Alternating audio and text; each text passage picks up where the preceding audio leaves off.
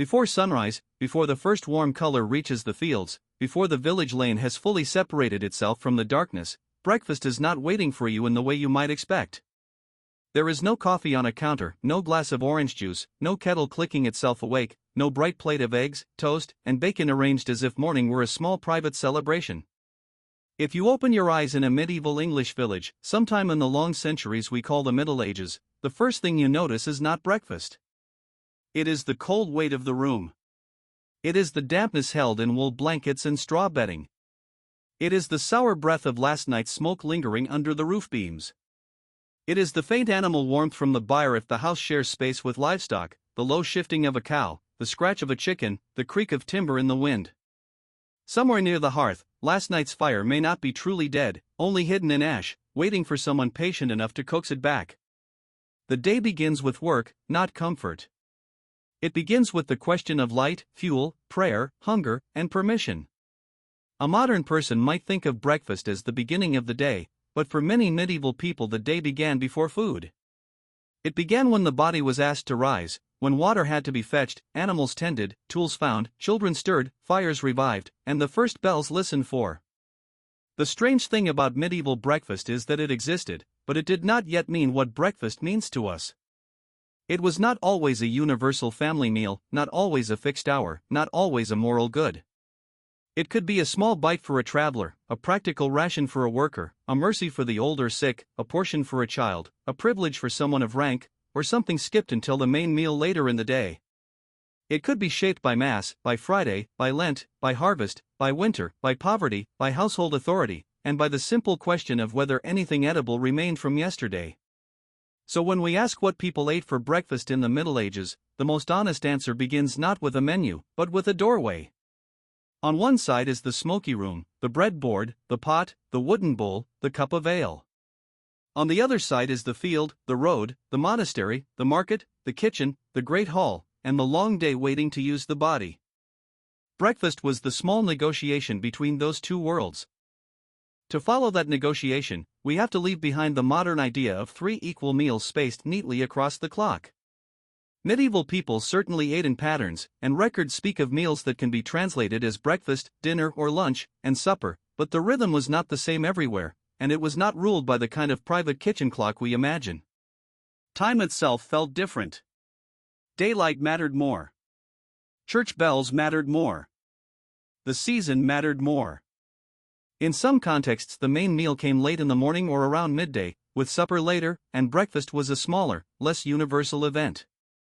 The word often associated with early eating in learned or later discussions, jantaculum, reminds us that breakfast had a place in the world, but that place was uneven. It was commonly associated with people who had a reason to eat early, travelers who needed to take the road, laborers who needed strength before hard work, children whose bodies could not wait like adults, the sick or elderly, and people of status who had more freedom to turn appetite into custom.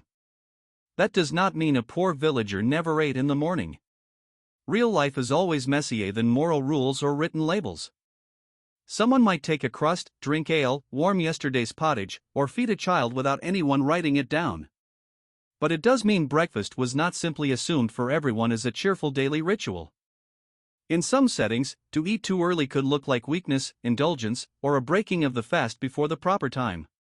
The first Mass, the day of the week, and the fasting calendar could all matter.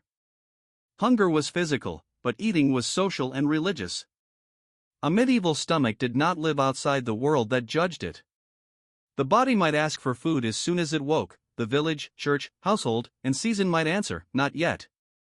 This tension is the center of the story. Medieval breakfast was not just what sat in the bowl. It was whether the bowl should be filled at all. Now step closer to the hearth. The house is dim enough that objects are known more by touch than sight. A wooden bowl. A clay cup. A knife. A loaf wrapped or covered against damp and vermin. The edge of the bread may be hard. The crust may have dried overnight. The grain may be wheat if the household is fortunate, but it may also be rye, barley, oats, maslin, or mixed grain, depending on region, class, harvest, and price. Bread is the first great object of the medieval morning, and it deserves to be treated almost like a character in the room. It is not a side dish. It is not an afterthought. It is weight, fuel, rent, labor, weather, and survival made edible. Before the loaf came to this board, land had to be worked. Grain had to be planted, weeded, watched, harvested, threshed, winnowed, carried, ground, kneaded, and baked. Somewhere in that chain there may have been obligations to a lord, fees at a mill, rules about ovens, market prices, failed harvests, and household calculation. A modern slice of bread can seem almost weightless because it arrives already separated from its history. Medieval bread never was. A piece eaten before work carried the field inside it. If it was pale, fine wheat bread, it might signal wealth or status. If it was coarse, dark, mixed, heavy, and sour, it might speak of ordinary necessity. It could be eaten cold, dipped into ale, softened in broth, crumbled into pottage, carried in a cloth, or shared with careful fingers. In a poor household, cutting bread in the morning was never just cutting bread. It was deciding how much of the day could be spent early. The grain behind the loaf opens a whole hidden economy. In many medieval communities, people did not simply decide to grind grain wherever they liked. Mills could be controlled by lords or religious houses, and tenants might owe suit to a particular mill, paying for the right to grind. Ovens too could be part of lordship and local obligation. To us, baking seems domestic and private; to them, it could be bound to rights, dues, access, and power. This means that the bread in a morning hand was shaped by more than household skill. It had passed through a system. Someone harvested grain under obligations. Someone paid or owed milling. Someone arranged baking. Someone guarded the finished loaves from mold, mice, damp, theft, and hunger. Even stale bread had value because food labor was too costly to waste. A hard piece could be softened in ale or hot liquid. A trencher in wealthier settings could catch juices. Crumbs could thicken a dish. The medieval household did not treat freshness as modern shoppers do. Bread was used across time. A morning crust might be yesterday's work returning in a new form. It might taste of smoke, sour grain, and storage. It might be less pleasant than fresh bread, but it mattered because it stood between the body and an empty stomach. When a worker wrapped bread before walking into the field, he or she carried not merely food, but the household's calculation of risk: enough for now, not too much, and may the main meal come before weakness does. Beside the bread is the pot. If bread is the food of the hand and the road, pottage is the food of the hearth. The word covers a wide family of thick soups, porridges, and stews, and that looseness is part of its importance. Pottage was not one recipe. It was a method of survival. It could be made from oats, peas, beans, barley, vegetables, herbs, leeks, onions, cabbages, and whatever else the household could use. It could be thin when supplies were thin, thick when the garden and stores allowed, plain on fast days, richer when meat, fat, dairy, or leftovers entered the pot. It could be eaten at the main meal, but it could also reappear in the morning, warmed if the hearth was alive, swallowed quickly if work called, or given to children and the old because it was softer than bread. A pot of pottage connected yesterday to today. It could hold the remains of an evening meal and become the first warmth of morning. It could stretch small ingredients into something that felt like food. It could make hard grains and legumes edible. It could carry salt if there was salt, herbs if there were herbs, a little fat if fortune allowed. It was one of the great quiet technologies of ordinary life, not a machine, not an invention with a single date, but a daily way of turning scarcity into continuity. A medieval breakfast of pottage might not look beautiful to a modern eye, but to cold hands around a wooden bowl, beauty was not the point. Warmth was. Listen to the sound of it. A spoon scraping the side of the bowl. A pot shifted near the fire. Someone blowing on a hot mouthful. A child asking for more and being told there must be enough for later. Pottage tells us something records often hide: most historical eating was not spectacular. It did not happen in the painted hall or the royal cookbook. It happened in repetition. Grain again. Peas again. Beans again. Onion again. Greens when the garden gave them. A little salt, perhaps. Smoke always.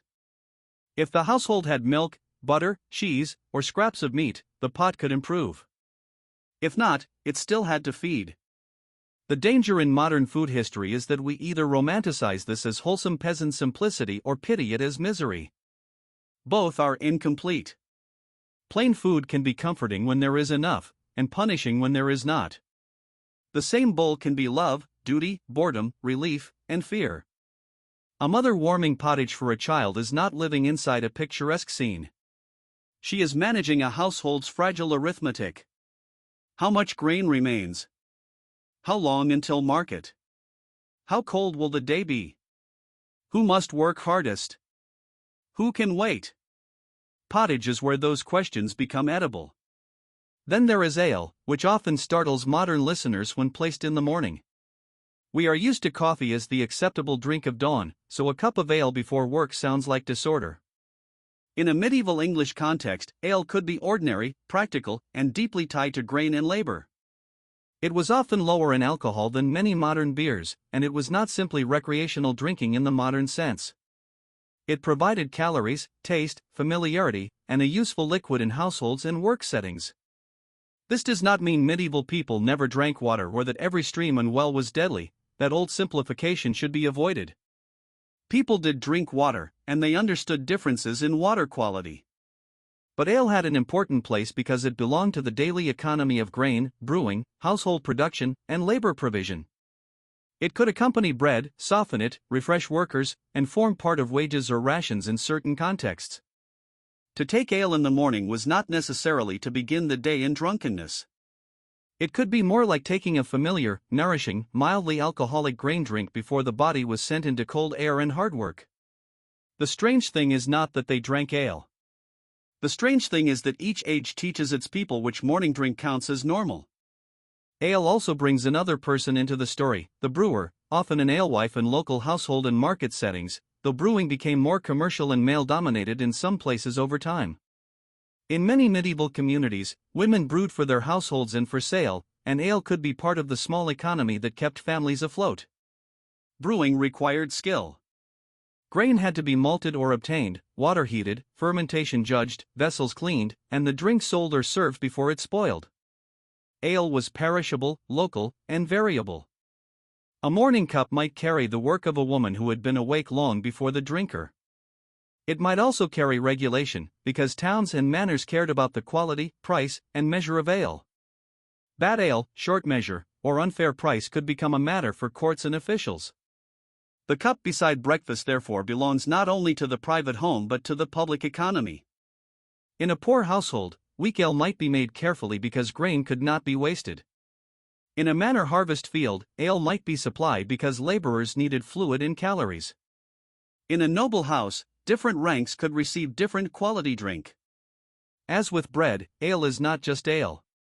It is class, labor, skill, and trust in liquid form. Now imagine the field worker's morning. The air is cool and wet, and the grass holds dew. The work ahead is not symbolic. It will bend the back, strain the hands, and use the body until hunger becomes sharp. During harvest, the pressure is even greater, because grain must be cut and gathered while weather allows. Surviving manor accounts are especially useful here because landlords recorded the food supply to harvest workers. These records show that in some 13th century settings workers received much bread and some cheese, with smaller amounts of ale, fish, and meat, while 2 centuries later the pattern could shift toward more meat and ale and different grains. That does not give us every private breakfast in England, but it shows something important: food was part of labor management. Workers had to be fed so the harvest could be saved. A person going into the field might eat bread and cheese before work or receive food as part of the day's labor rhythm. Cheese mattered because it traveled well and gave fat and protein. Bread mattered because it filled. Ale mattered because it refreshed and nourished. In harvest season, breakfast or early food was not luxury. It was fuel for a body that someone else needed to keep moving. The field also teaches us that medieval diet was not frozen. There is a lazy picture of the Middle Ages in which everyone eats the same rough bread for 1,000 years. The evidence is more interesting. Diet changed across centuries, especially after demographic and economic shocks. The Black Death in the 14th century reduced population dramatically in many regions, altered labor conditions, and in some places gave surviving workers more bargaining power, though elites fought hard to control wages and obligations. Land use shifted. Meat consumption could rise for some groups. Ale and wheat bread could become more important in certain records. But we must not turn this into a simple story where everyone suddenly ate well. Change was uneven. Some workers improved their diets, others remained poor. Some seasons brought plenty, others brought hunger. Some places had better market access, others did not. A field worker's early food after the plague might reflect a different labor market than before it, but the morning still began in cold, work, and uncertainty. History does not move evenly from misery to comfort. It moves like weather across fields, touching some furrows more than others. Now follow a traveler before dawn. The traveler's breakfast belongs to a different kind of anxiety. A settled household may know its pot, its bread, its neighbors, and its main meal later in the day. A traveler does not. A pilgrim, messenger, merchant, wandering worker, or servant on an errand has to think in miles. Food must be portable. Bread wrapped in cloth, cheese, dried or salted food, a drink taken before departure, perhaps something bought at an inn or received at a religious house, these become practical choices. A traveler may eat early not because breakfast is fashionable but because the next chance to eat is uncertain. Roads are slow. Weather matters. Bridges, ferries, forests, tolls, mud, thieves, illness, and animals all complicate movement. Eating too little can make the body weak on the road. Carrying too much adds weight. Buying food requires money. Trusting in requires luck. For the traveler, breakfast is strategy. A crust before sunrise can be the difference between a manageable morning and a miserable one. In this sense, the traveler shows why early food was often justified by necessity. The road makes hunger practical, not moral. Picture such a traveler outside an inn or a small religious house. The sky is still gray. A horse is being readied, or a bundle tied, or a staff taken up. The food is not served on a bright table with a view. It is eaten while thinking about distance. A piece of bread, a cup of ale, perhaps cheese or leftover pottage if available. If the person has money, the morning may be easier. If not, the road is less forgiving. A wealthy traveler can buy better food, stay in better places, send servants ahead, carry supplies, and turn travel into discomfort rather than danger. A poor traveler walks inside risk. This is why travelers ate breakfast should not sound comfortable. It means they needed to. The road does not care whether the church bell has made the hour feel proper. The road asks whether the body can keep going. Now enter the monastery, where the morning is organized by a different authority. In a Benedictine world, food belongs to rule, moderation, prayer, and season. The rule of Saint Benedict speaks not in modern breakfast menus but in measured meals, cooked dishes, bread allowances, drink, weakness, labor, and proper times. The year could be divided into different meal schedules. Meals might be at noon, mid-afternoon, or evening depending on season and fast. The point was not to give everyone a cozy morning meal. It was to discipline appetite and arrange the body within a spiritual day. The bell comes before the bowl. Prayer comes before preference. A monk may wake hungry, but hunger is not automatically answered. The refectory waits for the proper hour. Bread is measured. Cooked dishes are provided with attention to weakness, so that one who cannot eat one dish may eat another. If fruit or fresh vegetables are available, they may be added. But excess is dangerous. Gluttony is not merely bad manners, it is spiritual disorder. In such a world, the absence of breakfast can be meaningful, not accidental. Imagine the abbey before the first meal. Stone holds cold differently from timber. Footsteps move through corridors. Voices are low or silent. Bells mark the hours. The kitchen may already be active, because even a community that waits to eat must prepare food. Bread must be baked. Vegetables cleaned. Beans boiled. Ale or wine managed according to region and custom. Guests may need hospitality. The sick may need exceptions. Workers may need strength. The monastery teaches us that medieval food rules were not simple cruelty. They were a system trying to balance body and soul, labor and restraint, community and individual weakness. Yet the system depended on material abundance and organization. A monastery with lands, gardens, mills, fish ponds, stores, servants, lay brothers, and tenants could practice discipline from a position very different from a poor household with an empty pot. Fasting in a well-supplied abbey and hunger in a poor cottage are not the same, even if both leave a stomach waiting. The monastic morning also reminds us that not eating can leave traces in history just as clearly as eating. A modern breakfast story tends to ask, what was on the plate? A medieval religious story often asks, when was the plate allowed to appear? On certain days, especially during fasting seasons, the timing of meals mattered intensely. In some monastic interpretations, fasting could mean delaying the meal until later rather than simply changing the ingredients.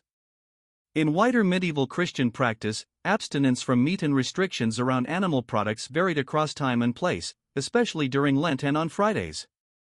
Fish could become important, though access to fish differed by region and wealth.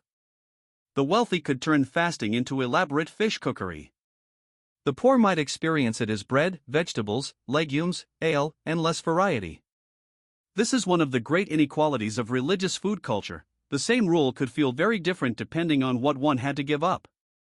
For someone who rarely ate meat, a meatless morning was not a sacrifice in the same way it was for a lord. Friday changes the table. Lent changes the year. Feast days change expectation. The church calendar reaches into kitchens, markets, ponds, rivers, and trade routes. Demand for fish rises not only because people like fish but because the calendar requires alternatives. Salted fish, herring, stockfish, eel, river fish, pond fish, and coastal supply networks all matter. In a village, a fast day morning might mean bread and ale, pottage without meat, beans, peas, onions, leeks, cabbage, or fish if it can be had. In a wealthy household, the same day might bring carefully prepared fish dishes and expensive substitutes. In an abbey, timing and restraint shape the day. In a poor household, the fast may feel less like discipline than continuity, because there may be no meat to remove. So when we ask whether medieval people ate breakfast, we also have to ask what day it was. A Tuesday in harvest, a Friday in Lent, a feast day after abundance, and a winter morning before stores run out are not the same historical world. The calendar seasons the food before salt does. Now move to a noble household. Here, more food is available, but more food does not mean a simple morning. Wealth creates layers. The great hall, pantry, buttery, kitchen, bakehouse, brewhouse, dairy, larder, storerooms, and servants all form a machine that wakes before the Lord fully does. If an elite person eats early, the food may be better, finer bread, better ale, wine for those entitled to it, more access to fish, meat, dairy, eggs, or spiced preparations depending on day and rank. But we must be careful. The grand recipes preserved in elite manuscripts, including the famous World of the Fermi of Curry, belong to courtly and high-status cooking, not the ordinary breakfast of a peasant or even necessarily the everyday morning of every noble. Royal cookbooks show what skilled cooks could do for powerful households. They do not mean the average medieval person began the day with elaborate sauces. The elite morning matters because it reveals hierarchy. Better bread for better people. Better drink for better people. More servants between appetite and effort. More storage between household and hunger. But inside the same rich house, not everyone eats richly. Stand near the kitchen instead of the high table, and the household changes. The person who enjoys the early meal may not be the person who prepared it. Servants rise first. Kitchen boys carry fuel and water. Cooks manage fires. Dairy workers handle milk and cheese. Brewers and bakers follow rhythms that began long before dawn. Stable workers may eat quickly after tending animals. Scullions clean what others use. The Lord's breakfast, if it appears, is built out of other people's mornings. This is why food history must follow labor as well as appetite. A noble household contains many breakfasts: the lord's, the ladies', the children's, the guests', the stewards', the cooks', the scullions', the stable boys', the maidservants'. They do not all eat the same bread at the same time. A house can be full of food and still full of inequality. To ask what medieval people ate for breakfast in a noble household is almost meaningless unless we ask which medieval people inside that household. In the town, the morning has another character. It is louder, more commercial, more crowded. Smoke rises from many hearths. Bakers begin early. Brewers, sellers, apprentices, servants, porters, market women, craftsmen, and customers enter the day through prices and measures as much as through household stores. In a village, grain and bread may be tied closely to land and household production. In a town, many people buy more of what they eat. This makes bread regulation crucial. Weight, quality, and price matter. A loaf that is too small is not a private disappointment, it can be a public wrong. Ale too may be regulated because the town depends on fair measure and drinkable quality. An apprentice might eat what the master's household provides. A servant might receive food as part of service. A day laborer might spend coins on bread and ale if wages allow. Someone without a proper kitchen might depend on cooked food sellers or shared arrangements. The city offers more variety than a remote household, but variety follows money. The market does not feed everyone equally just because it is full of food. Imagine a medieval town waking. The bells sound over narrow streets.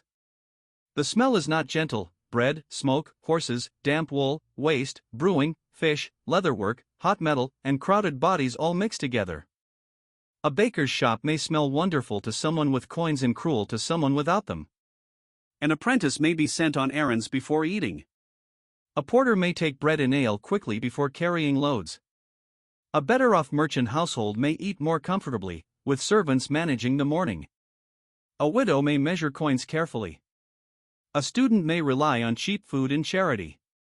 Street food and cooked food sellers can matter because not every urban person has the equipment, space, or fuel for full cooking. Breakfast in town is therefore a cash question. In the village, a household may ask what remains in the store. In the town, a person may ask what can be bought before the day's earnings arrive. Both questions can be frightening. Now return to the people most easily forgotten: children, the sick, and the elderly. They are central to breakfast because they reveal the limits of adult rules. A healthy adult might be expected to wait, but a child's body does not obey spiritual discipline in the same way. A sick person may need food early. An old person may not be able to chew hard bread or fast through cold hours. Rules often made exceptions for weakness, and households made practical decisions every day. A child might receive bread softened in ale or milk, pottage, porridge, cheese, or whatever could be spared. An elderly person might need thin broth, warmed pottage, or softened bread. A sick person might receive foods considered gentle or strengthening according to household practice or medical advice. These meals rarely appear grandly in records, but they are deeply human. The morning bowl given to someone weak is not indulgence. It is care. In a scarce household, such care is costly. Feeding the weak early may mean someone strong eats less. That decision, repeated quietly across centuries, belongs to history as much as coronations do. Medieval medical ideas also shaped food, though we do not need to turn this into a lecture. Learned medicine often understood foods through qualities and effects on the body: hot, cold, moist, dry, easy to digest, strengthening, weakening, suitable for one age or season but not another. Ordinary people may not have used scholarly language at every meal, but they knew from experience that cold weather, illness, hard labor, pregnancy, age, and childhood changed what the body could bear. Porridge, broth, softened bread, ale, wine, milk, eggs, or other foods might be treated differently depending on condition and status. Breakfast, for the weak, becomes a kind of medicine. The body is not merely hungry, it is vulnerable. A warm spoonful in the morning can be a household's answer to vulnerability. This leads us to women's labor, which quietly holds much of the medieval breakfast world together. In many ordinary households, women managed cooking, brewing, dairying, gardening, poultry, preserving, fuel use, leftovers, and the daily arithmetic of who ate what. Men certainly cooked in some professional, monastic, military, and elite settings, and great kitchens could be male-dominated at higher levels. But the ordinary morning in a small household often depended on women's practical intelligence. Brewing ale was skill. Making cheese was skill.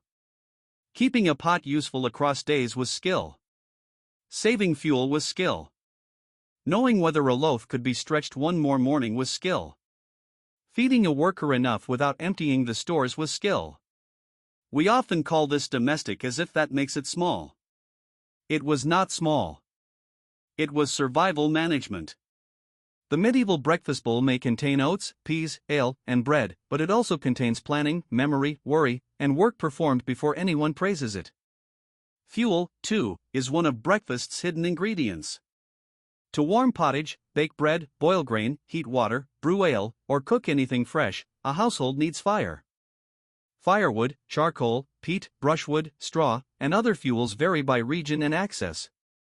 In a cold season, the hearth is needed for warmth as well as cooking, but fuel is not endless. This means cold food is not always evidence of indifference. It may be evidence of economy.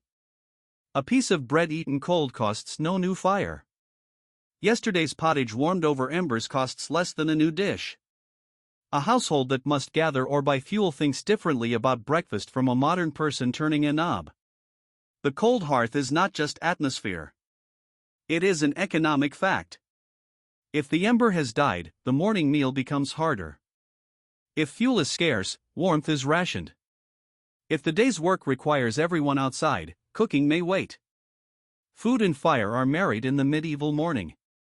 Separate them, and the scene becomes false. Winter makes that marriage severe. A winter breakfast in medieval England is not a cozy postcard of snow and bread. It is a test of storage. Grain must last. Peas and beans must last. Salted fish, salted meat, cheese, onions, leeks, cabbages, apples or pears if stored, and whatever else has survived must be managed. Fresh milk may be limited by season and animal cycles. Eggs may be fewer. Fuel is more necessary and more pressured. The body wants warmth exactly when warmth costs most. In late winter or early spring, the hungry gap can threaten households before new growth and later harvests arrive. Breakfast then may become thinner, more water in the pottage, smaller bread portions, fewer extras. The morning bowl becomes an index of decisions made months earlier. Was the harvest good? Was the rent heavy? Did illness interrupt work? Did animals survive? Did prices rise? Did stores spoil? A winter breakfast can tell a story no chronicle records, the household's private struggle to reach spring. Now imagine that winter morning carefully. The door opens, and cold air enters like water. The hearth gives little heat. The bread is firm enough that it must be cut with effort. A pot is scraped. There may be oats, peas, beans, or cabbage, but perhaps less than yesterday. A child watches the bowl. An old person holds a cup with both hands. A worker eats quickly because animals cannot wait and frost does not excuse labor. The church bell may sound through mist. Nobody calls this a crisis if the food is present, but anxiety sits beside the spoon. Medieval hunger was not always spectacular famine. Often it was the daily narrowing of portions, the careful saving, the silent hope that supplies would stretch. Breakfast reveals that narrowing because it comes at the start of the day, before anyone has earned, bought, begged, or cooked more. The first meal, or the first absence of a meal, tells the household what kind of day it may become. Spring changes the question again. New greens may begin to appear, but stored grain can run low. Animals may recover condition. Dairy may improve in some households. Work increases as fields and gardens demand attention. Summer brings longer days and more labor. Harvest brings urgency and, for some workers, better provisions. Autumn brings preservation, slaughter, brewing, storing, drying, salting, and planning for cold. Medieval breakfast follows this yearly wheel. It does not float above nature. The modern supermarket tries to flatten seasons into permanent choice. The medieval household feels them in the mouth. Fresh cheese in 1 month, harder stores in another. Green pottage in one season, bean pottage in another. Fruit when it ripens, dried or stored when it can be kept, none when it cannot. The year is not background. It is an ingredient. Milk, cheese, butter, and eggs all belong to this seasonal world. It is easy to imagine every medieval village household with endless dairy and eggs, but access varied. Animals required land, fodder, labor, and rights. Some households had cows, sheep, goats, or chickens, others did not, or had too few. Milk is perishable. Cheese keeps better. Butter is useful but shaped by season, region, and fasting rules. Eggs depend on hens, season, and household priorities. A morning meal might include cheese with bread, milk in porridge, butter if available and permitted, or eggs in better circumstances, but none of these should be treated as universal. Cheese is especially practical because it travels and nourishes. It appears in labor provisions because it suits bodies that must work away from the hearth. Milk can soften bread for children or the elderly when available. Eggs can enrich a dish, but the modern breakfast egg should not be projected backward as an everyday standard. In medieval food history, possibility is not the same as routine. Meat must be handled with the same care. Medieval people ate meat, and some groups ate more of it than older stereotypes suggest, especially in later periods and higher status contexts. Bacon, beef, mutton, pork, poultry, and game all appear in various food worlds. But the ordinary breakfast of all medieval people was not a plate of bacon and eggs. Meat in the morning would depend on class, leftovers, labor, season, preservation, fasting rules, and access. Salted pork or bacon might be valuable in some households. Meat could enter pottage, especially when available. Workers in some recorded settings received fish or meat as part of food allowances. Elite households had far more access. But meat was never just food. It was land, animals, pasture, slaughter, preservation, status, and calendar. To place meat casually on every medieval breakfast table would be as false as placing coffee there. It existed, but not equally, not always, and not in the modern breakfast form. Fish belongs especially to the calendar and to geography. Coastal communities, river towns, monasteries with fish ponds, and markets with preserved fish had different access. Herring, eel, stockfish, freshwater fish, and salted fish all mattered in medieval diets. On fast days, fish could become more important, but fish access was unequal. A wealthy household could turn abstinence into culinary variety. A poor inland household might find fish expensive or rare and rely more on bread, ale, legumes, and vegetables. A monastery might manage fish ponds as part of its food system. For breakfast specifically, fish might appear as leftovers, provisions, or fast-day food, but again not as a universal morning dish. The important point is that the medieval breakfast table was influenced by waters far beyond the house, rivers, ponds, coasts, trade routes, salt supply, and religious demand. A small piece of fish could carry a large map behind it. Fruit, herbs, and vegetables bring color back into the scene, though not in the modern way. Medieval people grew and ate many garden plants, onions, leeks, cabbages, peas, beans, herbs, greens, garlic, and seasonal fruits such as apples, pears, berries, plums, and cherries depending on region and season.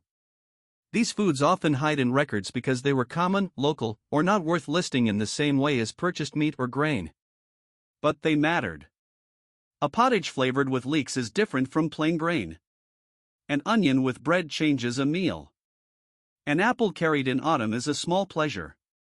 Stored pears or apples might extend the season. Herbs could make monotony bearable. For ordinary breakfast, vegetables and herbs often enter through pottage rather than as separate modern side dishes. They are chopped into the pot, softened with grain, stretched with legumes, and eaten as part of a mixed bowl. This is another reminder that medieval food categories do not map neatly onto ours. The bowl is not divided into protein, vegetable, carb. It is a practical whole. Salt is one of the quietest and most important substances in that world. It flavors, preserves, and protects food from spoilage. Salted fish, salted meat, cheese, butter, and preserved stores all depend on it. Without salt, repeated grain and legumes can become punishing. With salt, they become more bearable. Salt also costs labor in trade. It comes from places and processes, not from a shaker forgotten on a table. Spices, by contrast, reveal the upper layers of society. Pepper, cinnamon, ginger, cloves, nutmeg, sugar, and other imported or costly flavorings could appear in elite cooking, especially in formal dishes in feast contexts. The world of royal cookbooks shows an England connected to Mediterranean and wider trade influences, but those flavors were not the normal smell of a poor morning. The ordinary early meal smelled more of smoke, grain, ale, onions, sour bread, dairy when present, and the pot itself. Medieval breakfast was not flavorless, but its flavors were often local, repetitive, and practical. Now pause over utensils and the physical act of eating. A poor household may have wooden bowls, wooden spoons, pottery, a knife, cups, and few extras. A wealthier household has more vessels, better materials, linens, trenchers, serving order, and specialized spaces. Forks are not part of ordinary medieval English table practice in the modern way. Hands, knives, spoons, bread, and bowls matter. The texture of breakfast is therefore tactile. Bread is torn or cut. Pottage is lifted by spoon. Ale is drunk from a cup. A child may lick fingers. A worker may wrap bread in cloth. A servant may carry food before eating any. A monk may eat in silence while a reading is given. These small bodily details are not decoration. They show how different the meal felt. Modern breakfast often happens among smooth surfaces, clean packaging, printed labels, metal appliances, and bright light. Medieval breakfast happens among wood, clay, iron, ash, wool, leather, smoke, and rough hands. Smell and sound complete the scene. A medieval morning can smell of damp straw, animals, old wool, smoke, sour ale, bread, onions, cabbage, warm grain, human bodies, and cold air. In a town, add horse dung, fish, baking, brewing, metalwork, tanneries, and crowding. In an abbey, add stone, wax, ink, bread ovens, gardens, and refectory wood. In a noble kitchen, add fat, roasting, boiling, spice, scullery water, and larger fires. The sounds are equally telling: bread cracking under a knife, a spoon against a bowl, a pot shifted on the hearth, a child coughing, a bucket set down, a door opened against wind, church bells, animals, carts, servants' footsteps, and the low murmur of people not yet fully awake. Breakfast is not only taste. It is atmosphere. To eat in the medieval morning is to eat inside smoke, sound, duty, and cold. Evidence for all this comes to us unevenly. We do not usually have a poor villager's diary saying, "This morning I ate bread soaked in ale and then went to weed the field." We have manor accounts, harvest provisions, monastic rules, household ordinances, elite cookbooks, medical texts, legal regulations, archaeological remains, art, literature, and later interpretations. Each source shows some things and hides others. Manor accounts tell us what was issued, not every bite swallowed. Monastic rules tell us ideals and structures, not every local exception. Elite cookbooks tell us what trained cooks in powerful households could prepare, not what a hungry child ate before dawn. Archaeology can reveal bones, seeds, pottery, residues, and waste, but not always the exact hour of a meal. This is why careful history uses phrases like likely, often, in some settings, and depending on region. Such caution is not weakness. It is respect for the dead, especially the ordinary dead who were rarely asked to describe breakfast. The silence of ordinary people can tempt writers to invent too much. It would be easy to create a named peasant family, give them a dramatic conversation, and pretend we know what they said over pottage. But that would make the past less honest. We can imagine likely scenes grounded in evidence: smoke, bread, ale, pottage, cold, bells, labor, fasting days, children, roads, fields. We can use composite images to help listeners enter the world. But we should not invent exact private words and sell them as fact. The real medieval breakfast is powerful enough without false dialogue. Its quietness is part of its truth. A wooden bowl does not need to speak to tell us something. Now, after all these layers, we can answer the simple question again. What did people eat for breakfast in the Middle Ages? Some ate nothing until later. Some ate bread. Some ate bread with ale. Some ate pottage or porridge warmed from the hearth. Some ate cheese. Some had milk, butter, or eggs when season, status, and rules allowed. Some ate fish on certain days or in certain places. Some ate meat or meat-enriched leftovers if wealth, labor, season, or provision made it possible. Children, the sick, and the elderly might receive early food because need overrode adult ideals of waiting. Travelers carried portable food. Harvest workers received provisions because labor had to be sustained. Monks often waited according to rule. Nobles could eat better but lived inside hierarchy. Town workers depended on cash, masters, bakers, brewers, and markets. There was no single medieval breakfast plate. There were many morning solutions to hunger. And the deeper answer is this: medieval breakfast was not a fixed menu. It was a relationship between time and need. Time, because mass, daylight, work, season, fasting, and the main meal later in the day all shaped when food appeared. Need, because children, travelers, laborers, the sick, the old, and the powerful did not meet the morning in the same way. A crust before work could be practical. A bowl before mass could be improper in some eyes. A monk's empty stomach could be discipline. A poor person's empty stomach could be hardship. A lord's early bite could be privilege. The same absence means different things depending on who experiences it. This is why breakfast is such a good doorway into medieval life. It begins with a familiar feeling, hunger after waking, and then reveals a world where even hunger has rules around it. Think now of a single loaf on a board. In one house, it is coarse and carefully divided. In another, it is fine and served by someone who will eat later. In a field, it is wrapped and carried. In an abbey, it is measured for the day. In a town, it is weighed, priced, and regulated. In a traveler's bag, it is insurance. In a child's hand, it is comfort. In an old person's bowl, softened with ale or broth, it is mercy. That loaf is not merely food. It is a map of society. It shows land, labor, faith, trade, age, gender, class, season, and power. The ordinary object holds the world because ordinary objects are where most people meet history. The same is true of the bowl of pottage. In a poor cottage, it stretches stores. In a worker's meal, it sustains labor. In a monastery, legumes and vegetables fit a rule of restraint. In a town, cooked food can be bought by those without a full hearth. In winter, it warms. In spring, it thins. In harvest, it may be joined by better provisions. In a noble household, more elaborate dishes may overshadow it, but simpler stews and porridges still feed lower ranks. Pottage reminds us that history is often mixed, not plated separately. Grain, vegetables, legumes, water, salt, smoke, leftovers, and household decisions blend into one thing. It is hard to make a heroic story about pottage, and that is why it matters. Most lives are not heroic. They are repeated, tended, warmed, stretched, and served.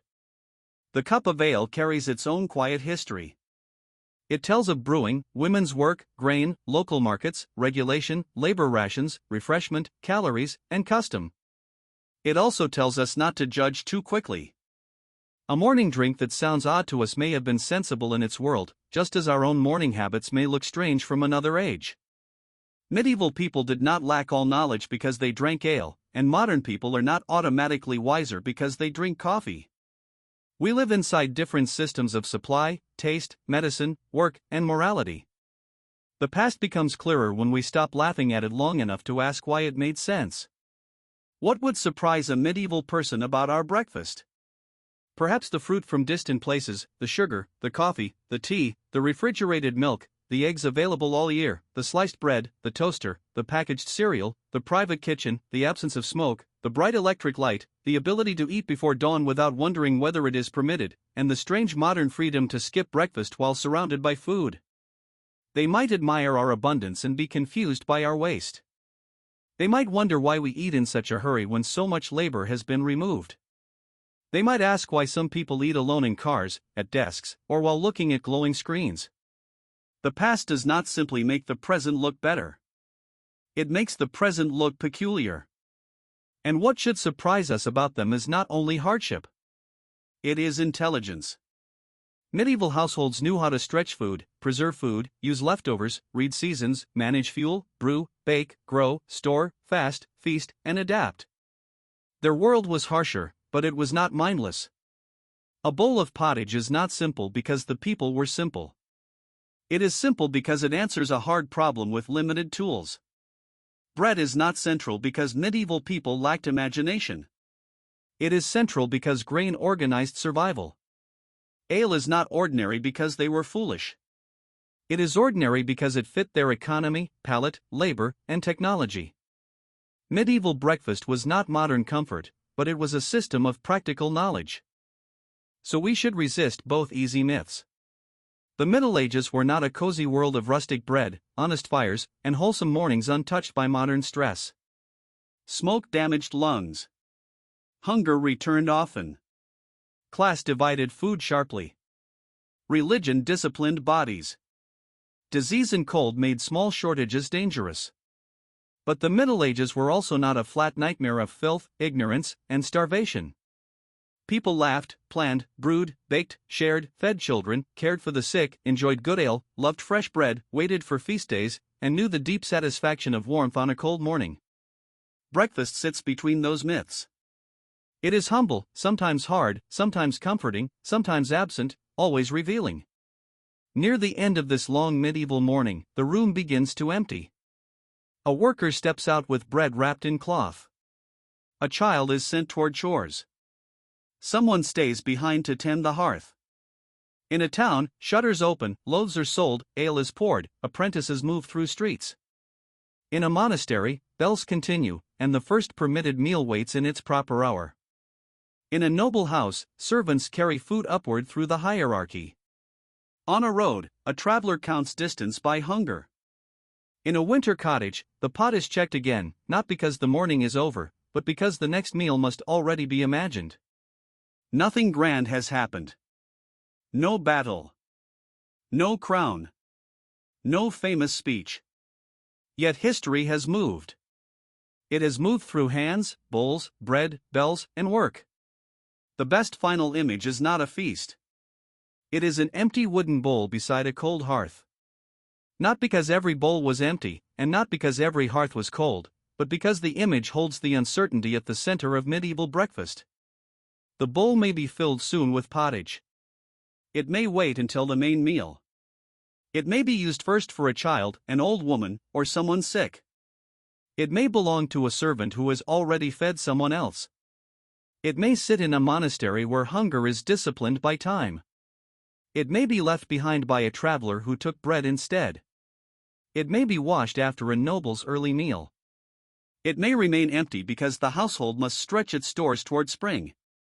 The bowl asks the real question, not only what did medieval people eat, but when, why, and who decided. And perhaps that is why breakfast gives us such a gentle entrance into the Middle Ages. It begins with something we understand. Morning hunger. Cold hands. Bread. A cup. A spoon. Then the familiar opens into an unfamiliar world: church bells, manorial mills, village ovens, aloes, harvest fields, fasting calendars, abbey refectories, noble kitchens, market regulations, winter stores, children's needs, old bodies, and the quiet labor of people whose names were never written down.